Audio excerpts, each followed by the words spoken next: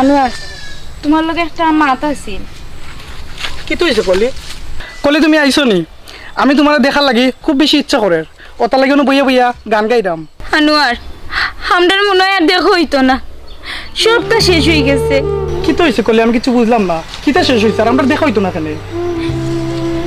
আনোয়ার আজকে আমরার বাড়িত মেম্বার সাহেব আইসলা, তানোর ফুয়া যে টগর টগর আর আমার বিয়ার আলাপ লইয়া আমার আম্মা তো কোনো বাই চিন্তা না করিয়াও রাজি হয়ে গেছে। আগামী শুক্রবার আমরা বিয়া। কলি আমার মনে হয় তোমার আম্মা আর কোনোদিনও আমার মানিয়ে নিতা নাই।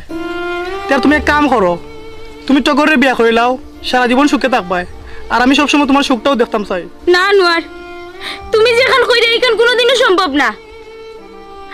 আমি বিষ খাইয়া তোমার লাগি জীবন দিলাইমু, এরপরেও আমি টগরের বিয়া করতে পারতাম না, আমার পক্ষে সম্ভব